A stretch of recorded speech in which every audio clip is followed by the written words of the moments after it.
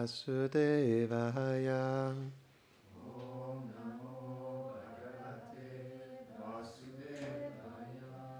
Om Namo Bhagavate Vasudevaya.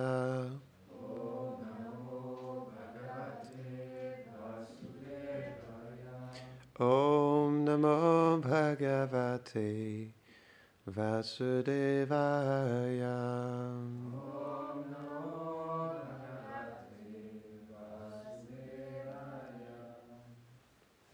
Vasudev, c'est un très beau nom. Il y a plusieurs définitions de ce nom de Krishna. Mais il y a une définition qui est intéressante, c'est que Vasudev, ça veut dire que Krishna, il imprègne tout, en tout lieu, tout temps et toutes circonstances. Donc ça veut dire que Krishna est présent à chaque instant. Ok. Veuillez répéter après moi.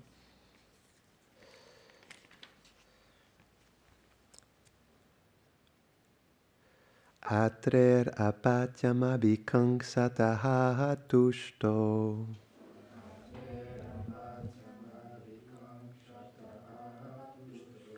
Dato mayaham iti yad bhagavan sadhataha.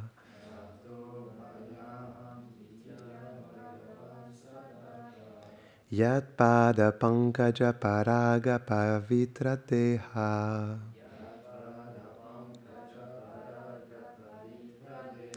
Yogharthim apurubhayim yaduhai hayadyaha.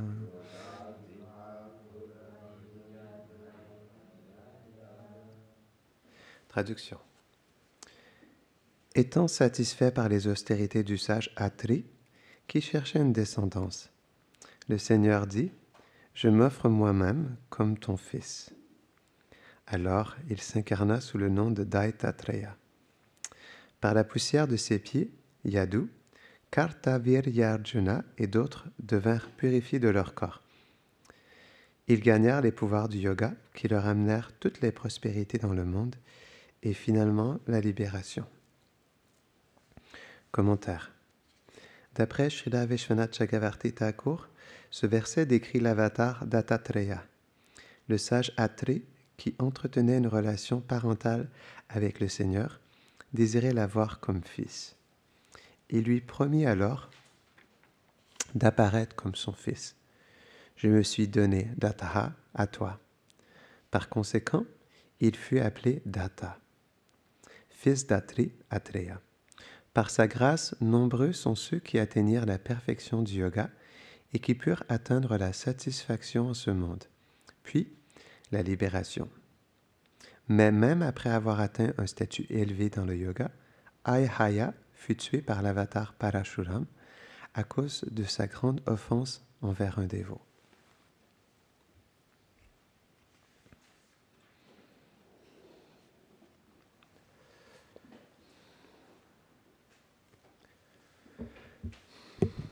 Om Gyanatimirandasya Gyanam Jara Sharakaya Chakshurun Meditam Jena Tasmai Shri Gurave Namaha Shri Chaitanya Mano Bhishtam Stapitam Jena Bhutale Swayam Rupa Kadamayam Darati Svapadantikam He Krishna Karuna Sindhu Dina Bandho Jagatpate Gopesha Gopika Kanta Radha Kanta Namostute Tapta Kanchana Gaurangi Radhe Vrindavaneshwari Vrishabhanu Sute Devi Pranamami Hari Priye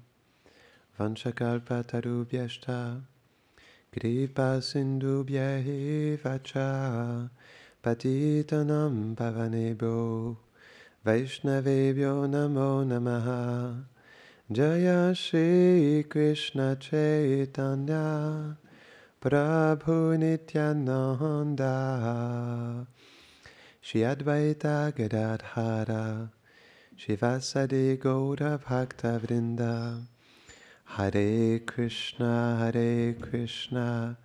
Krishna Krishna Hare Hare Hare Rama Rama Rama Hare Hare Namo Vishnupadaya Krishna Prishtaya Bhutale Srimate Bhaktivedanta Swaminiti Namine Namaste Sarasvati Devi Gauravani Pracharine Nirvishesha Shunyavadi Pashchatyade Shatadine.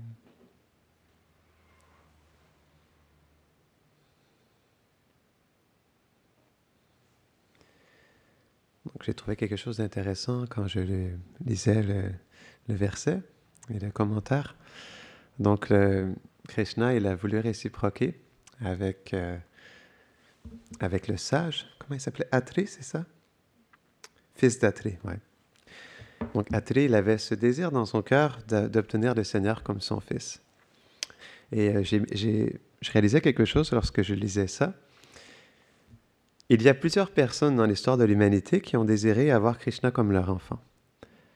On se souvient de Prishnigarba et de son épouse. Est-ce que vous vous souvenez du nom de l'épouse de Prishnigarba? Donc Prishnigarba, certains pourraient penser que c'est Devaki et Vasudeva, mais en réalité, ce sont des demi-dieux. C'est intéressant. Lorsque le Seigneur il vient pas seulement pour se divertir avec ses associés éternels, mais il permet à plusieurs demi-dieux de réciproquer avec leur désir. Parce que c'est expliqué que lorsque les associés éternels de Krishna viennent dans ce monde, les demi-dieux qui avaient un désir particulier d'être dans le sentiment parental comme Nanda Maharaj ou comme Vasudeva ou Devaki, ils viennent dans le corps de Vasudeva et de Devaki et ils peuvent faire l'expérience de leur personnalité. Donc c'est très intéressant. Donc, lorsque Krishna vient avec ses associés, il y a plein de personnalités qui viennent et qui font partie. C'est expliqué qu'il y a des millions de demi-dieux. Parce que lorsqu'on lit le Bhagavatam ou le livre de Krishna, lorsque Krishna descend, tous les demi-dieux viennent et apparaissent. Comment ça se fait-il que les demi-dieux viennent dans la famille des Yadus? Bien, ils viennent dans la famille des Yadus parce qu'ils ont un désir particulier d'avoir une relation parentale ou d'amis, fraternelle ou de servitude avec Krishna. Et donc, à ce moment-là, Krishna il fait les arrangements pour que ces demi-dieux, ils viennent. Et c'est expliqué c'est pas qu'ils deviennent cette personnalité, mais ils viennent dans le corps de cette personnalité, comme Vasudeva et Devaki, et ils en font l'expérience. Donc, c'est très intéressant. C'est pourquoi, dans le Brihad Bhagavatamrita, lorsque Gopakumar il rencontre Narada Muni, Narada Muni lui révèle cela, qu'à la base, les Brajbasis sont les associés originels de Krishna. Comme Krishna, il est la personne originelle, les Brajbasis sont les associés originels de Krishna. Et naturellement, comme Krishna, il y a des avatars qui émanent de sa personne. Par exemple, si on regarde Vasudeva Krishna, donc c'est Krishna, mais qui vient dans une humeur plutôt un mélange d'opulence et de douceur, mais plus d'opulence, je dirais, à Dwarka. Donc, Krishna, il est la forme originelle, et ensuite vient Vasudeva Krishna, ensuite vient Narayan, ensuite vient Karano Daksha et Vishnu, ainsi de suite. C'est la même chose avec les associés éternels. Donc, des Brajbasis comme Mère Yashoda ou Nanda Maharaj, il y a des expansions de leur personne qui viennent à Dwarka, comme par exemple, on se souvient que Satyabhama est Srimati Radharani, et que Rukmini est Chandravali, par exemple. Et est-ce que vous savez qui est Garuda à Vrindavan? C'est intéressant. Garuda qui est le transport de Vishnu, il est qui à Vrindavan? Est-ce que vous avez déjà entendu ça? Garuda, il est Sridham Saka. Donc Sridham Saka, lorsqu'il vient dans les divertissements de Krishna à Vaikuntha Loka, il devient Garuda. Et Madhu Mangal, vous savez qui est Madhu Mangal? Qui est-ce qu'il devient? Narada Muni. Et on le voit. Si vous étudiez un peu la personnalité de Narada Muni, vous allez voir qu'il ressemble vachement à Madhu Mangal. Il fait plusieurs blagues et il aime, comme Madhu Mangal, il aime initier des divertissements particuliers avec son Seigneur adorable. Donc on voit, c'est intéressant. Et donc, ce qui est intéressant dans ça, c'est que malgré le fait que Narada Muni soit une expansion de Madhu Mangal. Il y a toujours des traits de Madhu Mangal en Narada Muni. C'est comme aussi, si on regarde entre Vasudeva Krishna et Vrindavan Krishna, il y a aussi des traits de Vrindavan Krishna en Vasudeva Krishna à Dwarka. Parce qu'il y a Nava Vrindavan. Donc vous avez sûrement entendu parler de Nava Vrindavan. À Dwarka, il y a un Vrindavan caché. Donc c'est expliqué qu'il y a un jardin spécial où Krishna, Dwarka Krishna, lorsqu'il est dans ce sentiment de Vrindavan Krishna, parce qu'il a cette partie de Krishna, de Vrindavan en lui, parfois il est dans ce sentiment de séparation des Brajbasi, même s'il est à Dwarka. Et quand il a trop de séparation, comme il est Vasudeva Krishna, il ne peut pas quitter Dwarka. Ce n'est pas possible. Et il ne peut pas non plus aller directement à Vrindavan, parce que lorsqu'il va à Vrindavan, c'est Vrindavan Krishna qui prend toute la place. Parce que c'est expliqué que lorsque Krishna de Vrindavan, il quitte Vrindavan, c'est Vasudeva Krishna qui prend la place. Et lorsque Vasudeva Krishna, il entre à Vrindavan, c'est Vrindavan Krishna qui prend la place. C'est très mystique. Et donc c'est ça, parfois, Dwarka Krishna, il a des souvenirs qu'il est à Vrindavan, et dans ce souvenir, il est dans une intense séparation des habitants de Vrindavan. À un tel point que lorsqu'il dort la nuit, à côté de Satyabhama ou de Rukmini, ses deux reines préférées, même lorsqu'elles sont à côté de lui, lorsqu'il dort la nuit, il se souvient de Vrindavan et il pleure le nom de Radharani. Oh Radhe, oh Lalite, oh Vishaka. Et il pleure les noms de Radharani, de ses Astasaki. Et quand pour Rukmini entend ça, elle dit, mais qui sont ces personnalités pour que mon Krishna, il pleure autant? Donc, je ne l'ai jamais entendu pleurer comme ça avec moi, mais il est dans une intense lamentation lorsqu'il pleure. Les résidents de Vrindavan et Rukmini, elle est choquée de ça. Elle va voir les autres reines, et les autres reines lui disent qu'elles aussi, elles ont eu cette expérience, que Krishna, il pleure les résidents de Vrindavan, à un tel point à un moment donné que Dwarka Krishna n'ose pas sortir de sa chambre, et il boude, parce qu'il est en trop de séparation, puis il ne sent pas comment il peut vivre une autre journée sans les Brajbasi. Et à un tel point que Narada Muni doit venir pour le sortir de sa bouderie. Uddhava n'arrive même pas à le faire. Balaram et Narada Muni viennent et il commence à discuter avec Krishna. Et après ça, il réalise justement la séparation de Krishna avec les résidents de Vrindavan. Donc c'est très intéressant. Donc on peut voir justement que comme Krishna, il est la personne originale et qui contient toutes les qualités, ces qualités viennent aussi dans ses expansions, comme Dwarka Krishna. Et donc, plus ça s'en va dans d'autres expansions et plus ça s'éloigne et plus la douceur de Vrindavan disparaît. Donc, Narayana avec Kuntaloka ne manifeste pas la douceur de Krishna à Vrindavan. Mais Dwarka Krishna, oui. Parfois, il est dans ce sentiment. Et comme on expliquait tout à l'heure, donc Nava Vrindavan, Krishna, quand il est à Dwarka, il a trop de séparation. Il va dans ce jardin qui a été créé par Vishvakarma, l'architecte des demi-dieux. Et ce jardin, il a justement des fleurs de Vrindavan, il a des arbres Kadamba, comme dans la forêt de Vrindavan. Et il y a aussi des déités qui ont été construites par Vishvakarma, mais qui sont exactement pareilles, du moins en externe, qui sont exactement pareilles comme la forme de Maria Yashoda ou de Radharani.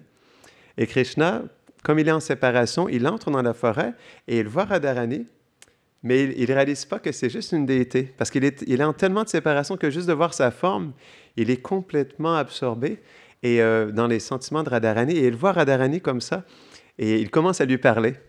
Et naturellement, comme c'est une déité, elle ne lui répond pas, du moins dans cette circonstance-là. Elle ne lui répond pas, mais elle dit « Mais pourquoi tu ne me réponds pas? Je viens vers toi, je suis en séparation, je te vois, je te parle, puis tu ne me réponds même pas. » Et ça fait encore plus naître la séparation en Krishna. Donc, ça amène un sentiment particulier en lui. Donc, c'est très spécial. Il rencontre Maria Yashoda aussi, il discute avec elle.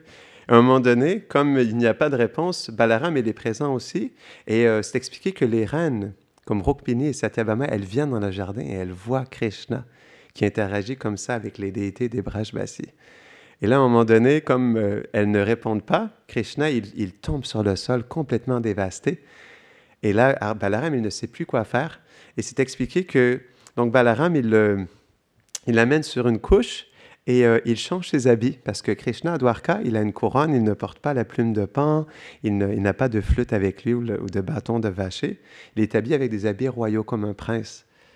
Et quand Krishna il tombe sur le sol inconscient, Balaram il prend l'opportunité pour changer ses habits. Il lui met des habits de la forêt avec des fleurs de Vrindavan. Il pose une flûte sur sa taille et une plume de pain sur sa tête.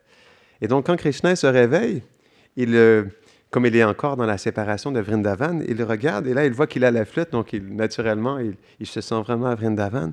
Et il regarde alentour de lui, puis là, à un moment donné, il voit Balaram et il dit, mais Balaram, qu'est-ce qui se passe? Là, je suis à Vrindavan, mais j'arrive pas à rencontrer Radharani. Je ne sais pas qu'est-ce qui se passe.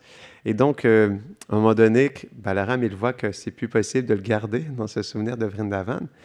Et il lui dit qu'en réalité, il est à Dwarka et que tout ceci n'est qu'un rêve. Et donc là, Krishna, il se dit, ah, donc j'ai rêvé que j'étais à Vrindavan avec Radharani dans la forêt de Braj. Et là, je me retrouve ici à Dwarka, mais qu'est-ce qui s'est passé? Donc, on pourrait se poser cette question, est-ce que Krishna, il était réellement présent à Vrindavan avec Radharani? Je pose la question, est-ce que vous pensez, quand Krishna, il a rêvé à être avec Radharani dans son sentiment de séparation, à être avec Radharani et les gopis dans la forêt de Vrindavan, est-ce que vous pensez que Krishna, il était réellement présent? C'est une bonne question. Eh bien, oui. Ça, c'est à quel point les lilas du Seigneur sont mystiques et transcendantaux. Krishna, il était réellement présent. Parce que quand Dwarka Krishna, il est dans cette séparation de Vrindavan, il se connecte à quelque part avec Krishna à Vrindavan. Et naturellement, Krishna à Vrindavan, il est toujours éternellement dans ses divertissements avec ses associés à Braj. Donc, en réalité, oui, ça s'est passé. C'est pourquoi Dwarka Krishna, il a une séparation intense parce que dans ce souvenir, il vit quelque chose que Krishna à Vrindavan, il expérimente directement. Et donc, du coup, il y a cette connexion qui est là. Et du coup, ça amène un sentiment très particulier dans le cœur de Dwarka Krishna. C'est très spécial. Ouais, très spécial. Donc, c'est pourquoi, donc on expliquait, il y a des expansions, des expansions, des expansions. Donc, tous les résidents de Vrindavan ont une expansion aussi à Dwarka. Donc, je ne me rappelle pas de tous les autres associés, ou je n'ai jamais lu là-dessus, mais je sais que Satyabhama est Radharani et que Rukmini, elle est Chandravali.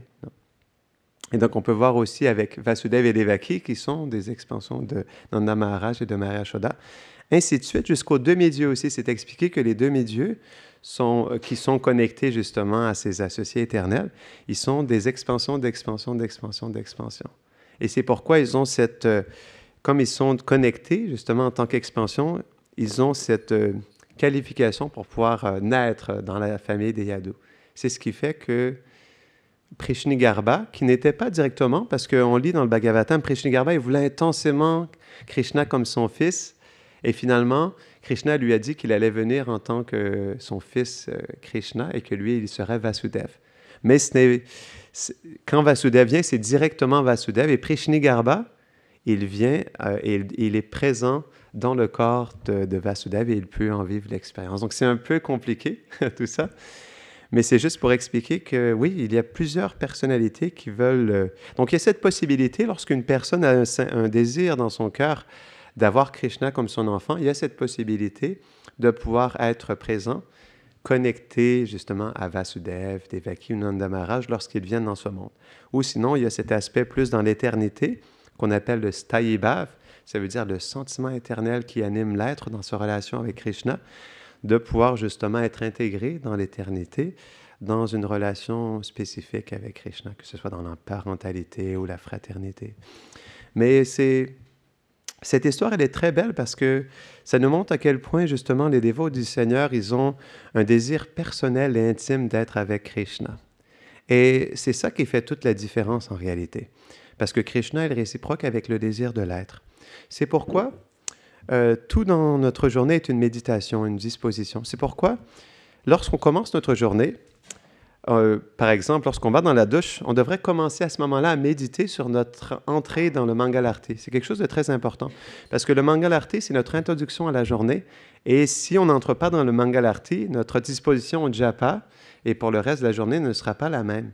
Donc, on doit méditer là-dessus. Quand on se lève le matin pour sortir du tamas aussi, on doit, lorsqu'on rentre dans la douche, on doit commencer déjà à méditer. Donc, on a on a du temps pour justement se préparer notre conscience, notre cœur avant d'entrer dans le Mangalarti. Et ça, c'est quelque chose d'important. Si on veut pouvoir faire la pleine expérience du Mangalarti, on doit préparer notre cœur pour pouvoir entrer justement dans ce moment spécial et intime. Parce que lorsqu'on est dans le temple du Seigneur, on est dans l'intimité du Seigneur. C'est expliqué que lorsque le Krishna il est présent sur l'autel, ça veut dire que tout ce qui vient avec lui est présent aussi. Ça veut dire que l'intimité de Krishna elle est présente. Donc, le Mangalarti, c'est un moment très intime parce qu'on chante pour les déités. On chante pour justement leur divertissement. Parce que quelque chose qui est mystique, c'est qu'ils sont à la fois simultanément au Mangalarti, ils sont présents sur l'autel et ils sont présents pour nous et ils nous reçoivent, ils nous accueillent et ils reçoivent notre offrande de chanter pour eux. Et donc là, ils sont pleinement présents à ce moment-là, mais aussi, en même temps, simultanément, ils sont présents dans leur divertissement. Donc, c'est une méditation pour nous aussi. On doit chanter pour leur offrir quelque chose parce qu'on est devant eux, mais on doit chanter aussi pour se souvenir de leur divertissement, parce que ça peut nous aider à entrer dans une plus profonde méditation sur ce qu'est réellement le Mangalarti. Et ça commence par le tout début, lorsqu'on prend notre douche. C'est pas où on pourrait dire, non, excusez-moi, avant, lorsqu'on sort du lit, avant, lorsqu'on offre nos obéissances. C'est là que ça commence. Et ensuite, lorsqu'on brosse nos dents, lorsqu'on prend notre douche, pour pouvoir se préparer à entrer ici. Donc, on ne devrait jamais entrer sans avoir une préparation avant. Donc, on commence par le japa, et ensuite, on vient ici, et on se prépare intérieurement à pouvoir se connecter avec ce qui se passe réellement. Si on ne fait pas ça, on ne pourra jamais réellement faire l'expérience du Mangalarti ou approfondir notre expérience de ce qu'est le Mangalarti. Donc, on doit faire un travail intérieur pour pouvoir se disposer parce que le Mangalarti est vraiment un moment qui est tellement essentiel dans l'éveil de notre conscience au quotidien. Et comme on le fait à tous les jours, on ne peut pas passer à côté. Parce qu'à tous les jours, on a cette opportunité d'entrer dans l'intimité du Seigneur. Mais pour qu'il puisse nous accueillir dans son intimité, on doit disposer notre cœur pour qu'il puisse recevoir cette intimité. Et ça, c'est un travail quotidien. On doit le faire à tous les jours. Et plus on le fait, plus on réalise qu'on n'est pas assez connecté, on doit le faire encore plus profondément en réalité. Donc ça, c'est quelque chose qui est vraiment important. Donc ça commence par la Mangalarti. Après ça, il y a toutes les opportunités dans la journée. Comme par exemple, lorsque on fait le Guru Puja. Tout est une méditation. Pourquoi? Qui a écrit le Guru Puja? Narottam Das Thakur. Quel était le sentiment de Narottam Das Thakur quand il a écrit le Guru Vandana?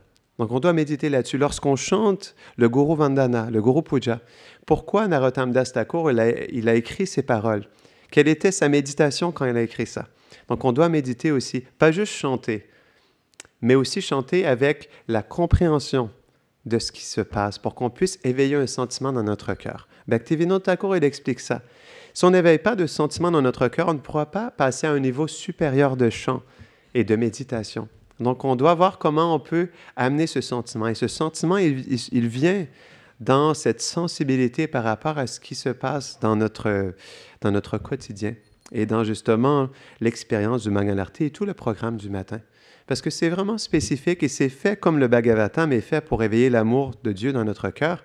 Le Mangalarti et tout le programme du matin, il est fait pour nous aider à éveiller notre conscience de cette réalité transcendantale.